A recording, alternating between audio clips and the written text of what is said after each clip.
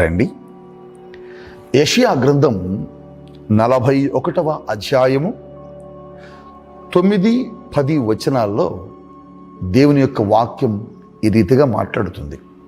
నేను చదువుతున్నాను, మీరు బైబిల్ ఉంటే చూడండి.